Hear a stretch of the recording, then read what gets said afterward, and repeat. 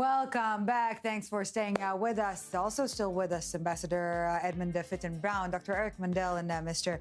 Pyotr Kurzin. Thank you, gentlemen, very much for staying with us. So Trump's Board of Peace is selling seats at $1 billion a pop and skipping international law and rewriting it instead.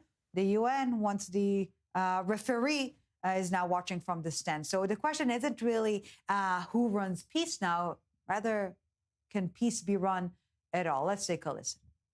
I've always said the United Nations has got tremendous potential, has not used it, but there's tremendous potential in the United Nations.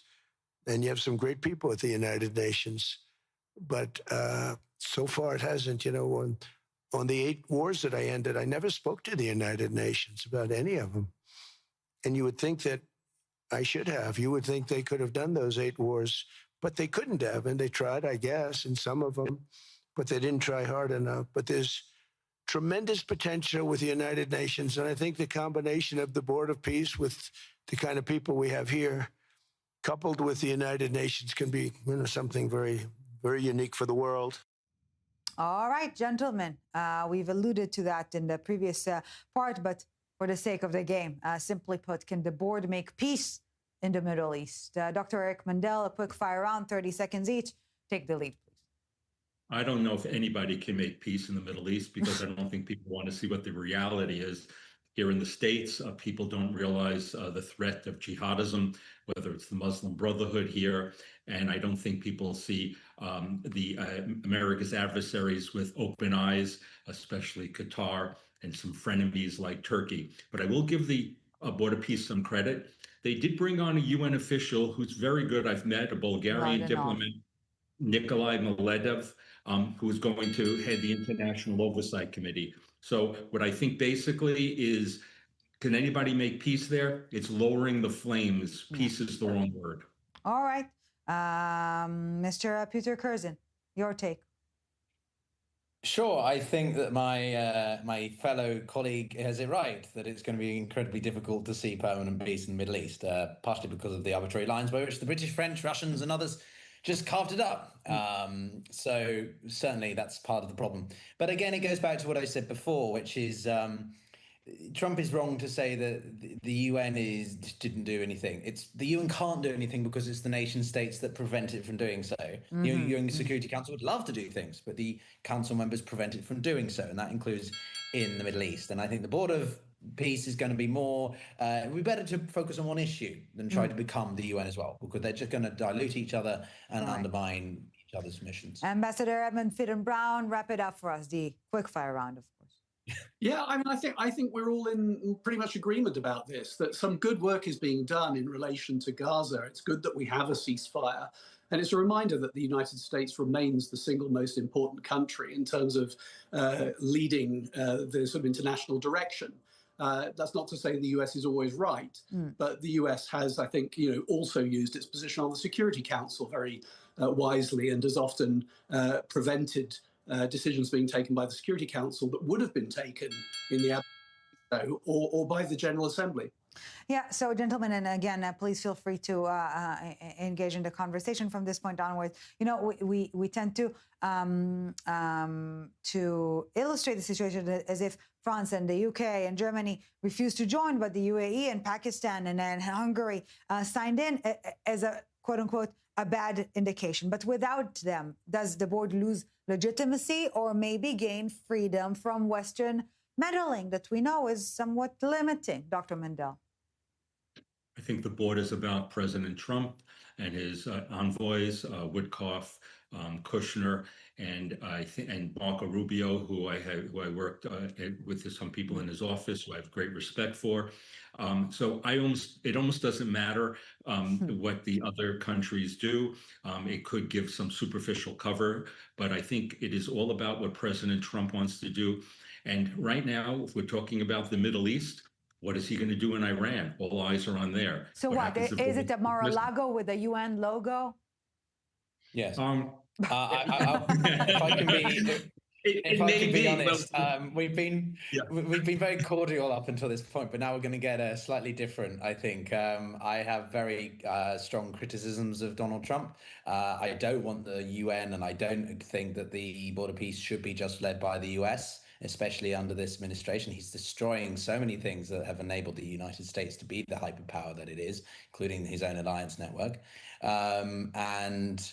I think, again, it goes back to what I said earlier, which is I think the border peace would be better at focusing on one issue, which is what it was first created to be about, Gaza and the Middle East. Bringing it into everything is a problem, and I think it only undermines its own cause. And to be blunt to you earlier in your sort of partial question about the Western powers being not joining, does that affect its legitimacy? Yes, it does. Not because I think that the border peace doesn't have any application potential. Don't get me wrong. I like that Trump is trying to do things. I think that is refreshing. I just don't necessarily think it's the best way, the way he goes about them, and alienating other countries or insulting the British by saying that we did nothing in NATO in Afghanistan is not a way to go about it. So. Ambassador Fitton-Brown, are we seeing the first, maybe not first, but advanced steps in the attempt to privatize peace? Do big donors make diplomacy faster, easier, or just dirtier? It's a really interesting question. I mean, and of course, we can't ignore the fact that the private sector and billionaires do increasingly play a role in foreign policy. But I'd like to come back to Gaza again, because I think that last point was really important, and say, I don't think the border of peace is fit for purpose beyond Gaza, but it does have an important role to play in Gaza. And I think where we need to look for the health of the Trump peace plan, and I think the Trump peace plan is really important, it's in the formation of the International Stabilization Force. Right. And that is proving very, very difficult. Yeah, and no one wants in, simply put. And in this respect, it is important to know that the Board of Peace, it's like the top tier of this franchise, but the two lower tiers are the ones to actually address more directly the situation in Gaza. Dr. Mandel, so what would be the first test, so to speak? Well, the president has said he has a 2-month deadline for Hamas to disarm, or all hell will break loose. So the International Stabilization Force is not going to do it. Who is going to do it? That means the IDF has to go in and do it. And I just came back from the Middle East, and it's going to take Israel, no matter border of peace or not, at least 9 months to go in and demilitarize and disarm Gaza. And that is because over 70% of the tunnel network is still there. Yeah.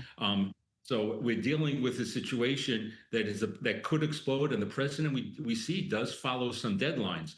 So no matter how good the bureaucracy is in Kiryat Gat, where the Americans are coordinating with CENTCOM and other groups, this could turn very hot and kinetic very quickly. But gentlemen, we're nearing the end of our discussion. Bottom line, the final test, if the board actually rebuilds Gaza, or at least begins it, while the UN drafts another resolution, will results matter more than legitimacy at this point in time, Ambassador Fitton-Brown? Oh, yes, I think without a doubt. I mean, this is absolutely all about results.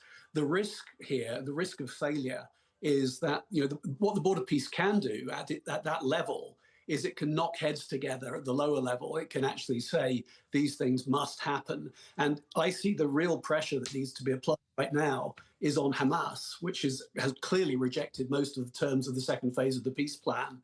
And that means pressure on Egypt, pressure on Turkey, and pressure on Qatar. Now, if the Board of Peace does that job and gets those countries to bring Hamas on board, and we then have a meaningful peace process, then nobody's going to care about the constitutionality of the Board of Peace. Mr. Kurzin, your final thoughts? No, I think it's very aptly put, and it's been a pleasure having our back and forth as we did on this debate, because it's very challenging. But I would say that there is an extent of truth to that, and it makes me think of the expression, better to ask for forgiveness than to ask for permission, in the sense of maybe it is that Trump takes the initiative. They do what is necessary to stabilize Gaza, because the UN has for too long been unable to operate, again, for different reasons. And very much I believe in what the UN represents, but I'm obviously very critical of its format. And ultimately, if the if the border peace is able to achieve something and we see shifts occurring, then that is ultimately what you need to see occurring in international relations and geopolitics, especially in the Middle East. Well, you always heard the one you love, right? Dr. Mandel, maybe bring it back home. Final sentence, briefly, if you may. Hope for the best, expect for the worst in the Middle East. And I think that is how everybody You want to get report. out, but it pulls you back in. This is the American romance with the Middle East. Gentlemen, if I may join the rejoicing of our mutual conversation today. It has been an absolute pleasure. Mr. Edmund Fitton-Brown, Dr. Eric Mandel, Mr. Pyotr Kurzin, thank you so very much for joining us. Till the next time. Thank you, gentlemen. All right. Thank you. Now it is time.